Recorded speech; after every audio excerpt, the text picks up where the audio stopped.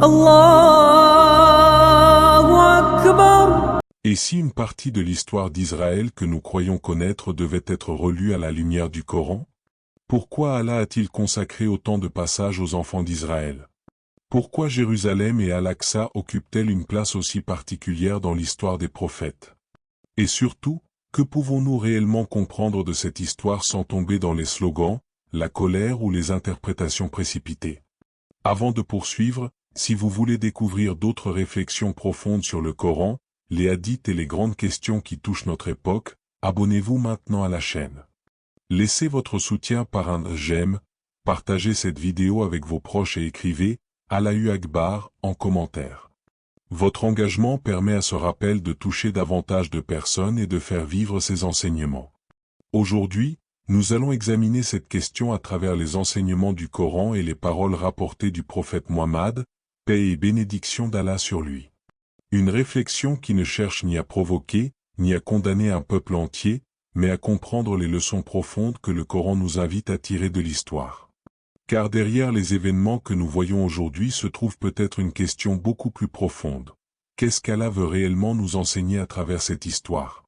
Restez jusqu'à la fin, car nous allons revenir aux versets du Coran et examiner cette question avec calme, respect et réflexion. Il existe des questions dans l'histoire qui ne peuvent pas être comprises uniquement à travers les livres d'histoire, les journaux, les discours politiques ou les récits transmis d'une génération à l'autre. Certaines questions exigent que nous retournions à la parole d'Allah, que nous relisions les événements avec une conscience différente et que nous nous demandions non seulement ce qui s'est produit, mais pourquoi Allah nous a donné certains récits dans le Saint-Coran. Et parmi les questions les plus profondes de notre époque se trouve celle-ci: pourquoi l'histoire des enfants d'Israël occupe-t-elle une place aussi importante dans le Coran, et que pouvons-nous réellement comprendre de leur histoire, de leur présence en Terre Sainte et des événements qui entourent aujourd'hui Jérusalem? Je voudrais commencer par une chose essentielle. Lorsque nous parlons de cette question, nous devons abandonner la colère, les préjugés et les slogans. Nous devons revenir au Coran. Nous devons chercher la vérité avec humilité. Et si parmi ceux qui nous écoutent se trouvent des musulmans, des chrétiens ou des personnes qui appartiennent à une autre tradition, je leur demande simplement d'écouter avec un esprit ouvert. Le but n'est pas d'insulter une communauté. Le but est de comprendre ce qu'Allah nous enseigne sur l'histoire humaine, sur la responsabilité des peuples et sur les conséquences de la justice et de l'injustice. Le Coran nous raconte à plusieurs reprises l'histoire des enfants d'Israël. Pourquoi? Est-ce simplement pour nous raconter une histoire ancienne? Non. Dans le Coran, les récits historiques ne sont jamais de simples récits destinés à satisfaire notre curiosité. Ils sont des signes, des avertissements et des leçons. Allah dit dans la sourate Youssouf, il y a certes dans leur récit une leçon pour les doués d'intelligence. Voilà donc notre première clé. Lorsque nous lisons l'histoire d'un peuple dans le Coran, nous devons chercher la leçon. Nous devons nous demander, qu'est-ce qu'Allah veut que nous comprenions? Qu'est-ce que cette histoire révèle sur la relation entre pouvoir et moralité? Que arrive-t-il lorsqu'un peuple reçoit une faveur immense puis s'éloigne de l'obéissance? Et surtout, pouvons-nous lire les événements de notre époque sans tenir compte de ces enseignements? Si cette réflexion vous semble importante, je vous invite à vous abonner à la chaîne et à partager cette vidéo avec une personne qui souhaite comprendre les grandes questions de notre époque à la lumière du Coran. Notre objectif n'est pas simplement d'accumuler des informations. Notre objectif est de réfléchir, d'apprendre et de nous rapprocher d'Allah. Commençons donc par le commencement. Le Coran nous rappelle qu'Allah a accordé des bienfaits particuliers aux enfants d'Israël. Dans la sourate Al-Baqarah, Allah leur rappelle, « Ô enfants d'Israël, rappelez-vous mon bienfait dont je vous ai comblé, et que je vous ai préféré à tous les peuples. » Nous devons comprendre cette déclaration avec précision. Il ne s'agit pas d'un certificat éternel donnant à un peuple le droit de faire absolument tout ce qu'il veut. Le Coran associe constamment les bienfaits à la responsabilité. Lorsqu'Allah accorde une faveur, cette faveur devient également une épreuve. Être choisi pour recevoir une révélation, être guidé par des prophètes et être établi dans une terre n'est pas seulement un privilège, c'est une responsabilité devant Allah. Et le Coran montre également qu'au sein des enfants d'Israël, il y avait des croyants sincères, des prophètes, des personnes justes, mais aussi des personnes qui désobéissaient. Il serait donc injuste de transformer le récit coranique en une condamnation globale de tous les descendants d'un peuple. Le Coran juge les individus selon leurs actes et leurs relations avec Allah. Cette distinction est fondamentale. Lorsque nous arrivons à la question de la Terre Sainte, nous devons également être très prudents. Le Coran rapporte que Moïse, paix sur lui, dit à son peuple, « Ô mon peuple, entrez dans la Terre Sainte qu'Allah vous a destinée. » Mais remarquez ce qui accompagne cette injonction. Il ne s'agit pas simplement de possession matérielle. Il y a une obligation d'obéir à Allah. Et lorsque le peuple refuse d'entrer dans cette terre par peur, l'histoire prend une autre direction. Cela nous enseigne quelque chose de profond, une terre ne doit jamais être comprise indépendamment de la relation avec Allah. La question n'est pas seulement « qui possède une terre ?»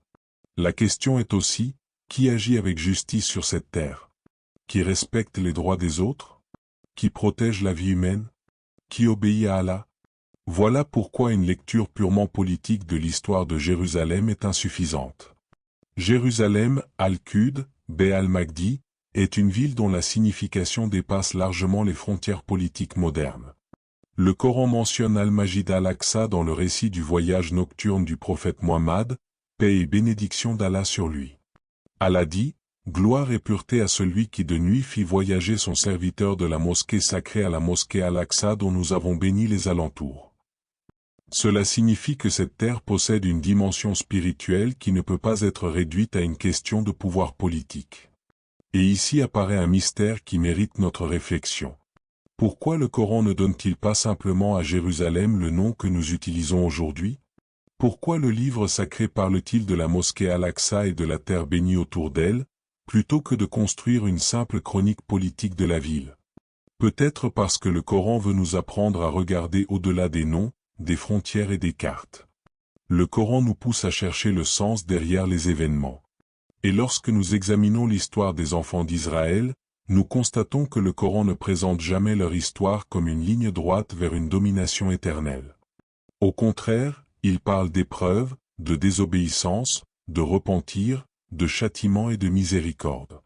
Allah dit dans la sourate Al-Isra qu'il avait décrété pour les enfants d'Israël qu'ils commettraient 2 fois de la corruption sur terre et qu'ils s'enorgueilliraient d'un grand orgueil. Puis le texte décrit les conséquences de cette corruption. Il faut cependant faire attention. Comprendre ces versets demande une étude sérieuse du contexte, du tafsir et des autres passages du Coran. Nous ne devons pas utiliser quelques mots isolés pour justifier nos propres passions politiques. Le Coran nous montre également que l'histoire n'appartient pas définitivement à une nation, à une civilisation ou à une puissance. Les puissants peuvent devenir faibles. Les faibles peuvent devenir puissants. Les empires apparaissent puis disparaissent. Les royaumes s'élèvent puis s'effondrent. Et derrière tout cela se trouve une loi morale. Allah dit dans la sourate Ali Imran, « Et ces jours, nous les faisons alterner parmi les gens. » Réfléchissez à cette phrase. Les jours changent. Les puissances changent. Les frontières changent. Les dirigeants changent. Mais la justice d'Allah ne change pas. C'est précisément pour cette raison que le croyant ne doit jamais être hypnotisé par la puissance apparente d'un État, d'une armée ou d'un empire. Nous devons toujours nous demander, où se trouve la justice? Où se trouve la vérité? Où se trouve la responsabilité devant Allah? Si vous appréciez ce type d'enseignement et cette manière de réfléchir aux événements à partir du Coran et des enseignements prophétiques, abonnez-vous à la chaîne et partagez cette vidéo. Un simple partage peut permettre à quelqu'un d'autre d'entendre une réflexion qui l'amènera peut-être à ouvrir le Coran et à chercher lui-même la vérité. Et si cette vidéo vous apporte quelque chose, vous pouvez également laisser en commentaire « Allahu Akbar ». Non pas comme un slogan de confrontation, mais comme le rappel que la grandeur appartient à Allah et non aux hommes. Il faut maintenant aborder une autre question extrêmement importante. Peut-on parler de l'histoire d'Israël sans parler de Jérusalem? Pour moi, la réponse est très difficilement concevable. Jérusalem apparaît au cœur de plusieurs traditions prophétiques. Elle est liée à David, à Salomon, à Jésus, paix sur eux, et elle est également liée au voyage nocturne du prophète Muhammad, paix et bénédiction d'Allah sur lui. Cela signifie que cette ville peut devenir un lieu de rapprochement plutôt qu'un lieu de haine. Musulmans et chrétiens peuvent au moins reconnaître ensemble l'importance spirituelle de cette région, même lorsqu'ils ne partagent pas toutes leurs interprétations théologiques. Et le musulman doit se rappeler que Jésus, paix sur lui, est un prophète majeur de l'islam. Nous ne croyons donc pas que l'histoire de Jésus soit étrangère à notre foi. Au contraire, elle appartient à notre propre héritage prophétique. Le Coran nous demande également de dialoguer avec les gens du livre d'une manière qui soit meilleure. Allah dit dans la sourate Al-Ankabut, et ne discutez avec les gens du livre que de la manière la plus courtoise. Cette règle devrait guider notre conversation aujourd'hui. Nous pouvons être en désaccord sans être méprisants. Nous pouvons défendre notre conviction sans insulter l'autre. Pouvons présenter notre compréhension du Coran sans prétendre connaître les intentions secrètes de chaque personne. Et nous devons être particulièrement prudents lorsqu'une discussion religieuse devient une discussion politique. Un gouvernement, une idéologie, un mouvement politique et une communauté religieuse ne sont pas nécessairement une seule et même chose. Mélanger toutes ces réalités conduit à l'injustice. C'est également pourquoi je voudrais distinguer clairement le judaïsme, les personnes juives, le sionisme et l'État moderne d'Israël. Ces termes ne sont pas synonymes. Une personne peut être juive sans être sioniste. Une personne peut être chrétienne et critiquer certaines politiques d'un gouvernement israélien. Un musulman peut condamner une injustice commise contre des civils sans transformer cette condamnation en haine contre une population entière. Nous devons garder cette distinction si nous voulons rester fidèles à l'éthique du Coran. Allah dit, « Ô vous qui avez cru, soyez stricts dans vos devoirs envers Allah et soyez des témoins équitables. Et que la haine pour un peuple ne vous incite pas à être injuste. Soyez justes, cela est plus proche de la piété. » C'est un verset qui devrait être placé devant nos yeux lorsque nous discutons de n'importe quel conflit. Alors, où se trouvent les fameux « secrets » de cette histoire? Ils ne sont peut-être pas cachés dans une théorie mystérieuse. Ils sont peut-être cachés dans les principes que nous oublions constamment. Le premier secret est que l'histoire humaine est soumise à Allah. Le deuxième est que le pouvoir sans justice ne dure pas éternellement. Le troisième est que les croyants peuvent même être éprouvés et perdre leur position lorsqu'ils deviennent injustes. Le quatrième est que les événements historiques doivent être lus avec discernement et non avec passion. Et le cinquième est que Jérusalem possède une importance spirituelle qui dépasse les calculs des hommes. Le prophète Muhammad, paix et bénédiction d'Allah sur lui, a également enseigné l'importance particulière de 3 mosquées, Al-Majid al-Haram à la Mecque, sa mosquée à Médine et Al-Majid al-Aqsa à Jérusalem. Dans un hadith authentique rapporté notamment par Al-Bukhari et Muslim, il est question de ne pas entreprendre un voyage religieux particulier vers une mosquée en dehors de ces 3. Cela nous rappelle la place exceptionnelle d'Al-Aqsa dans la conscience musulmane. Mais cette importance ne doit pas être transformée en justification de la haine. Au contraire, le caractère sacré d'un lieu doit augmenter notre respect de la vie humaine et notre sens de la justice. Il existe également un autre piège. Certains veulent utiliser les prophéties pour annoncer avec certitude des dates précises, des événements précis ou des scénarios politiques qui ne sont pas explicitement établis par le Coran et les hadiths authentiques. Nous devons résister à cette tentation. Les textes sur la fin des temps sont sérieux. Ils ne sont pas un jeu destiné à obtenir des clics. Lorsqu'un musulman parle de Dajjal, du retour de Jésus, de Yajuj et Majuj ou des grands événements de la fin des temps, il doit distinguer clairement ce qui est explicitement rapporté dans les sources de ce qui relève de l'interprétation. C'est précisément cette discipline qui protège le croyant contre les excès. Et si nous observons aujourd'hui les bouleversements du monde, nous devons également nous demander si notre première réaction est celle d'un croyant. Lorsque nous voyons des images de guerre, de destruction et de souffrance, cherchons-nous uniquement à savoir quel camp va gagner? Ou demandons-nous, comment puis-je rester juste? Comment puis-je aider? Comment puis-je prier? Comment puis-je éduquer mes enfants? Comment puis-je éviter de répandre une information fausse? Comment puis-je défendre une cause sans commettre moi-même une injustice? Voilà les questions qui devraient accompagner notre lecture de l'histoire. Le Coran nous enseigne que la victoire n'est pas simplement une question de puissance militaire. Allah dit dans la sourate Al-Anfal, « Et préparez contre eux tout ce que vous pouvez comme force. » Mais la force, dans la perspective islamique, ne peut pas être séparée de la justice, de la discipline, de la patience et de la conscience d'Allah. Une communauté peut posséder énormément de ressources et pourtant être moralement faible. Une autre peut sembler faible matériellement et pourtant posséder une immense force spirituelle. C'est pourquoi nous devons éviter de regarder le monde uniquement avec les yeux de la politique moderne. Il faut également comprendre que le Coran ne nous appelle pas à vivre dans le passé. Lorsque le Coran raconte l'histoire de Moïse et de Pharaon, il ne veut pas seulement que nous sachions qui était Pharaon. Il veut que nous reconnaissions les mécanismes de l'arrogance, de la tyrannie et de la corruption. Lorsque le Coran raconte l'histoire de Qaroun, il nous avertit contre l'illusion de la richesse. Lorsque le Coran parle des peuples qui ont disparu, il nous rappelle que la civilisation matérielle ne protège personne contre le jugement d'Allah. C'est donc ici que l'histoire des enfants d'Israël devient une leçon pour les musulmans eux-mêmes. Nous ne pouvons pas lire les récits coraniques et dire « cela concerne uniquement les autres ». Non. Le Coran est également un miroir pour nous. Lorsque nous lisons qu'un peuple a reçu des faveurs puis a été éprouvé, nous devons nous demander ce que nous faisons des faveurs qu'Allah nous a données. Lorsque nous lisons qu'un peuple a été puni pour son injustice, nous devons nous demander si nous-mêmes sommes justes dans nos familles, dans nos affaires, dans notre travail, dans notre société et même sur Internet. Le croyant qui passe des heures à dénoncer l'injustice à l'autre bout du monde mais qui trompe son voisin n'a pas compris la leçon. Celui qui condamne l'oppression politique mais maltraite sa propre famille n'a pas compris la leçon. Celui qui parle constamment de la fin des temps mais néglige ses prières n'a pas compris la leçon. Le Coran nous ramène toujours à Allah. Et peut-être est-ce là le plus grand secret de cette histoire, nous cherchons souvent les secrets dans les événements extérieurs alors qu'Allah veut transformer notre cœur.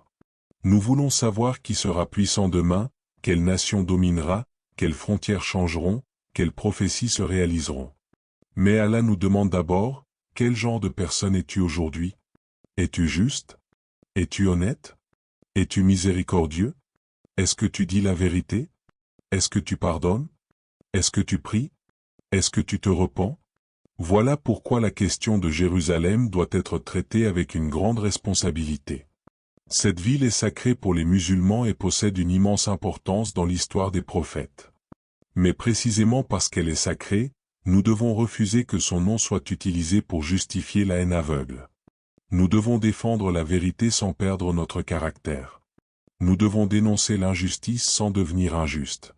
Nous devons rechercher la justice pour les innocents, quelle que soit leur religion. À mes frères et sœurs musulmans, je dirai donc, ne laissez personne vous convaincre que votre religion vous demande de haïr un peuple entier. L'islam vous demande d'être juste. Et à nos frères et sœurs chrétiens qui nous écoutent, je dirai, l'islam honore Jésus, Marie, Moïse, Abraham, David et Salomon, paix sur eux. Nous ne sommes donc pas face à une histoire qui nous est totalement étrangère. Nous appartenons à une longue histoire de révélation et de prophétie. Nous pouvons avoir des désaccords théologiques profonds, mais nous pouvons également dialoguer avec respect. Et à tous ceux qui nous écoutent, je dirai, retournez au Coran. Ne prenez pas ma parole comme une autorité absolue. Ouvrez le livre d'Allah. Étudiez les versets.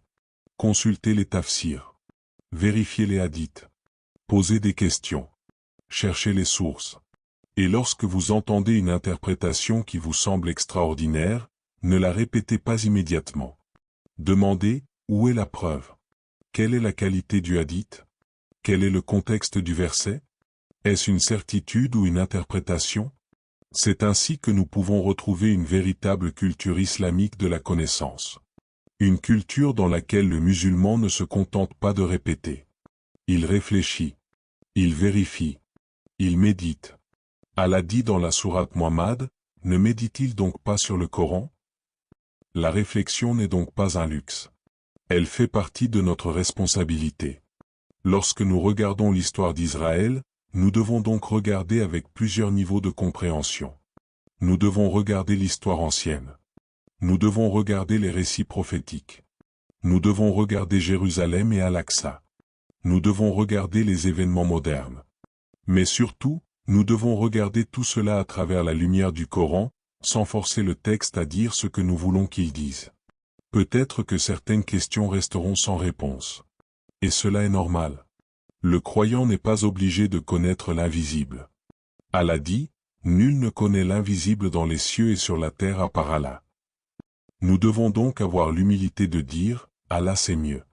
Ce qui est certain, en revanche, c'est que l'histoire humaine n'est pas dépourvue de sens. Les empires passent. Les dirigeants passent. Les frontières passent. Les générations passent. Mais Allah demeure. Et la justice d'Allah demeure. Alors, lorsque nous entendons parler de Jérusalem, ne pensons pas seulement à la politique. Pensons à Ibrahim, à Musa, à Daoud, à Suleiman, à Isa, à Muhammad, paix sur eux tous. Pensons à Al-Aqsa. Pensons à la responsabilité. Pensons à la justice. Pensons à la manière dont nous-mêmes serons jugés. Et lorsque nous entendons parler de l'histoire des enfants d'Israël, ne nous précipitons pas pour transformer cette histoire en haine contre des personnes. Lisons-la comme Allah nous demande de la lire, comme une leçon. Car le même Coran qui parle des enfants d'Israël parle également de nous. Le même Allah qui juge les nations nous jugera individuellement. Le même livre qui nous raconte les erreurs des peuples nous demande d'éviter nos propres erreurs. C'est pourquoi je voudrais terminer par un rappel très simple. Ne cherchez pas seulement à savoir qui gagnera l'histoire. Cherchez à savoir comment vous pouvez être du côté de la vérité dans votre propre vie. Ne cherchez pas seulement à comprendre les mouvements des puissances mondiales. Cherchez à comprendre le mouvement de votre propre cœur vers Allah. Ne vous contentez pas de regarder les événements. Apprenez à en tirer une leçon. Et si cette réflexion vous a été utile, abonnez-vous à cette chaîne, partagez cette vidéo autour de vous et laissez en commentaire, Allahu Akbar. Non pas parce que nous voulons crier plus fort que les autres, mais parce que nous voulons nous rappeler que toute grandeur appartient à Allah. Partagez cette connaissance avec respect. Invitez au dialogue. Encouragez les gens à ouvrir le Coran. Et surtout, ne laissez jamais une discussion religieuse vous faire perdre votre miséricorde, votre honnêteté et votre justice. Que Allah nous donne la capacité de comprendre son livre avec sagesse. Que Allah protège Al-Aqsa et tous les innocents qui souffrent. Que Allah guide les musulmans vers la justice et la droiture. Que Allah guide également tous ceux qui recherchent sincèrement la vérité, parmi les musulmans, les chrétiens, les juifs et tous les êtres humains. Que Allah nous protège de l'ignorance, de l'arrogance, de la haine et de la manipulation. Et qu'il nous permette de distinguer la vérité du mensonge, même lorsque cette distinction devient difficile. Car au fond, mes frères et sœurs, la véritable question n'est pas seulement « Que cache l'histoire d'Israël ?» La véritable question est « Qu'est-ce que cette histoire nous révèle sur les lois d'Allah dans l'histoire humaine ?» Et lorsque nous posons cette question avec sincérité, nous découvrons que l'histoire n'est pas seulement derrière nous. Elle nous parle encore aujourd'hui. Elle nous avertit. Elle nous enseigne. Elle nous appelle à réfléchir. Et surtout, elle nous rappelle que, quelle que soit la puissance des hommes, la dernière parole appartient toujours à Allah. Allah c'est mieux. N'oubliez pas de vous abonner à la chaîne, de partager cette vidéo avec ceux qui pourraient en bénéficier, et de garder nos frères et sœurs de Gaza et de toute la Palestine dans vos invocations sincères. Que Allah hâte leur soulagement, qu'il leur accorde la victoire et la justice qu'ils méritent, et qu'il nous compte tous parmi ceux qui auront œuvré sincèrement pour la vérité jusqu'à leur dernier souffle. Et à très bientôt pour une nouvelle vidéo.